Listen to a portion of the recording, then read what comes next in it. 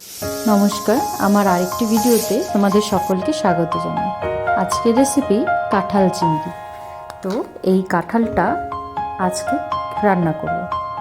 তো কেটে টুকরো করে নিয়েছি,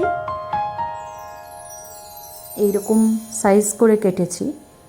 এখন জল বসিয়ে দিয়েছি, কাঁঠালটাকে সেদ্ধ করব। তাতে দিলাম পরিমাণ মতো লবণ আর কাঁঠাল ঢেলে দিয়ে ঢেকে কিছু সময় সেদ্ধ করে নেব। 90% মতো সেদ্ধ করতে হবে। এখন একটা মশলা তৈরি করব। রসুন, আদা, পেঁয়াজ, কাঁচা লঙ্কা, টমেটো, আর পাশাপাশি আমি এখানে আলু টুকরো করে কেটে নিয়েছি। আর মশলাতে দিলাম কাজু বাদাম 4টে। এটাকে সুন্দর পেস্ট করে সাইডে রেখে দিলাম। আমার এদিকে কাঁঠালটাও সেদ্ধ হয়ে গেছে। তাতে হলুদ আর লবণ একদম সামান্য পরিমাণ দিয়ে এটাকে মিক্স করে রেখে দেব। পাশাপাশি এখানে চিংড়ি মাছগুলো ভেজে নেব। লাল লাল করে ভাজা হয়ে গেছে, নামিয়ে নিচ্ছি।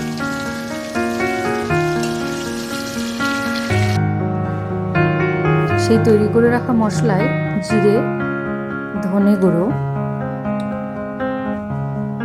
আর শুকনো লঙ্কা গুঁড়ো দিয়ে এটাকে মিক্স করে রেখে দেব। তারপরে এখানে কাঁঠালগুলো যে হলুদ লবণ মাখিয়ে রেখেছি সেটাকে ফ্রাই করে নেব। নামিয়ে নিলাম। এখন আলুগুলোকে ভেজে নেব।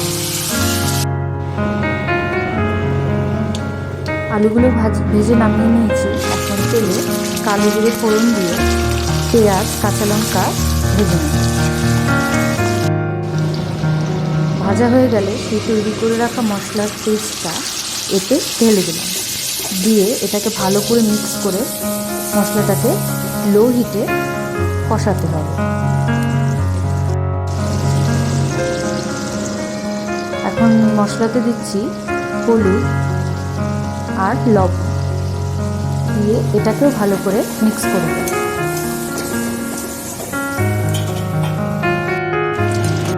তেলটা বেশ ছেড়ে এসছে অনেকটাই।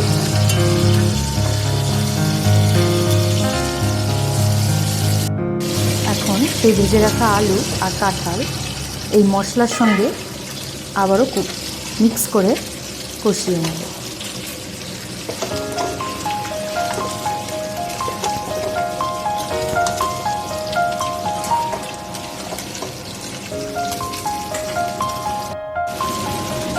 এখন দিচ্ছি ভেজে রাখা চিংড়ি মাছগুলো, এটাকেও মিক্স করে নেব।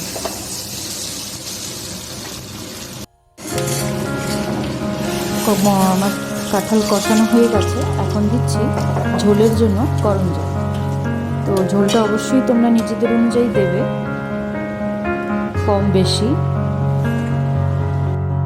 তোমার ঝোলটা ফুটে গেছে, কাঁঠালগুলো অনেকটা মজে গেছে। তো সব কিছুই মিক্স হয়ে সুন্দর একটা কালার এসেছে। দেখো, নামিয়ে নিয়েছি। সুন্দর দারুণ টেস্ট হয়েছিল। আর ওপর থেকে ধনেপাতা ছড়িয়ে দিয়ে গরম গরম দুপুরের ভাতের সাথে এনজয় করো।